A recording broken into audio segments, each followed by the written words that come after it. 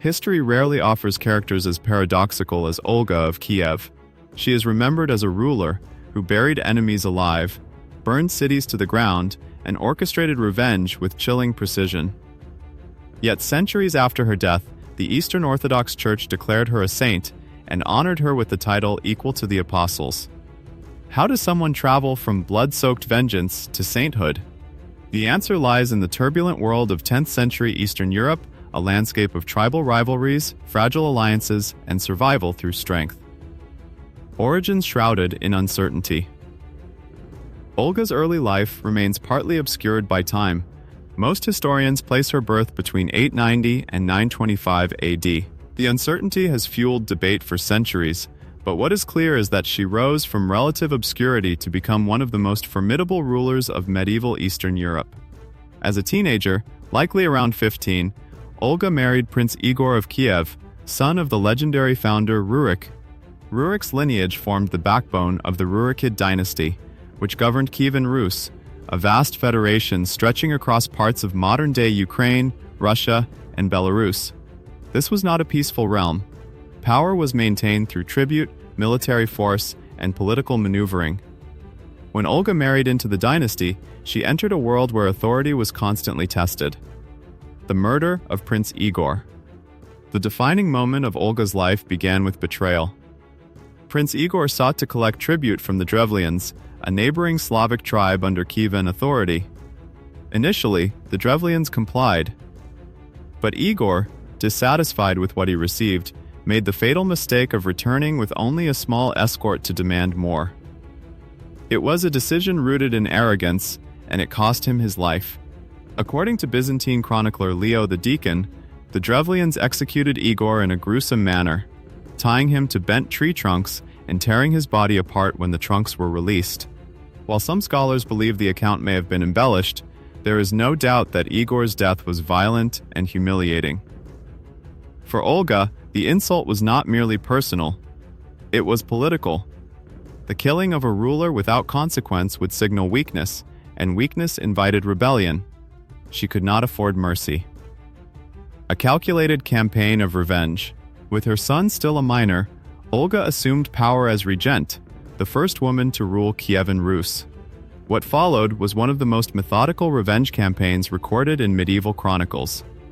When the Drevlians sent emissaries proposing that Olga marry their prince, essentially inviting her to submit, she appeared to accept. Calmly, she instructed them to wait for a ceremonial reception. Overnight, she ordered a large trench dug in her courtyard. The next day, the emissaries were carried in their boat into the court as a supposed honor. Instead, they were thrown into the trench and buried alive.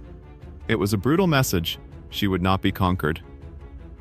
But Olga was far from finished. Fire and deception. Unaware of the fate of the first delegation, the Drevlians sent a second group of distinguished envoys. Olga welcomed them warmly and offered them the luxury of a bathhouse after their journey. Once inside, the doors were barred.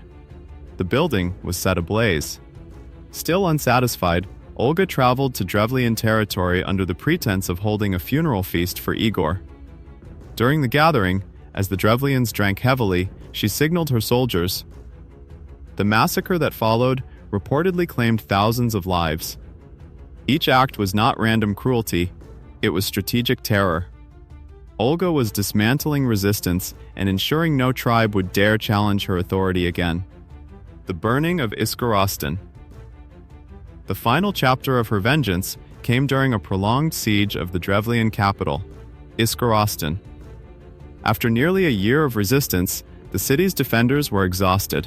Olga offered peace on a surprisingly mild condition: each household must provide 3 pigeons and 3 sparrows as tribute. Desperate, the inhabitants agreed. What happened next cemented her reputation for ruthless ingenuity.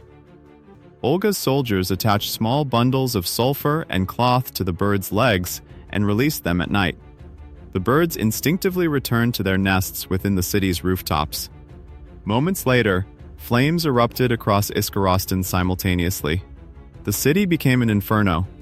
Those who fled were killed or enslaved. Survivors were forced into submission. The rebellion was crushed completely. from avenger to administrator. After the devastation, Olga did something unexpected. She governed. Instead of ruling solely through fear, she reorganized the tribute system and established administrative centers to prevent future revolts. These reforms strengthened Kievan Rus and brought stability to a volatile region. Her leadership proved she was more than a vengeful widow. She was a capable stateswoman. This transformation set the stage for the most surprising turn in her life. Journey to Constantinople. In the 950s, Olga traveled to Constantinople, capital of the Byzantine Empire. There, she met Emperor Constantine VII and made a decision that reshaped Eastern Europe's future. She converted to Christianity. Her baptism was not merely spiritual, it was diplomatic brilliance. By asking Constantine VII to sponsor her baptism, she created a sacred kinship bond under Christian law. When the emperor reportedly expressed interest in marrying her, she cleverly reminded him that as her godfather, such a union would be forbidden. It was a masterstroke, protecting her independence while strengthening ties with Byzantium. Olga returned to Kiev as a Christian ruler in a predominantly pagan society. Seeds of a religious revolution. Despite her conversion, Olga's son, Sviatoslav, remained devoted to traditional pagan beliefs. She could not persuade him to adopt Christianity. But Olga understood the power of patience. She raised her grandson Vladimir within the Christian tradition. Decades later, after ascending to power, Vladimir would officially convert Kievan Rus to Christianity in 988 AD. That decision transformed the cultural and spiritual trajectory of Eastern Europe. The groundwork had been laid by Olga. Final days and legacy. In 969 AD, Olga fell gravely ill. She asked her son to remain with her. 3 days later, she died. Though Sviatoslav resisted Christianity during his lifetime, he honored his mother's final request for a Christian burial. It was a symbolic acknowledgement of her faith and influence. Centuries later, in 1547, the Russian Orthodox Church canonized her as Saint Olga. She received the rare title equal to the Apostles, recognizing her foundational role in bringing Christianity to the region. It is one of history's most astonishing rebrandings. The paradox of Olga. Was Olga a villain or a visionary? Her revenge was undeniably savage. By modern standards, it was merciless and extreme. Yet within the brutal context of 10th century power politics, her actions secured stability in a fragile federation. She demonstrated political intelligence, strategic patience, and diplomatic cunning. She ruled effectively, reformed governance, and paved the way for a religious transformation that would define Eastern Europe for centuries. Her life reflects the complexity of medieval rulership. Strength was survival, and mercy could mean collapse.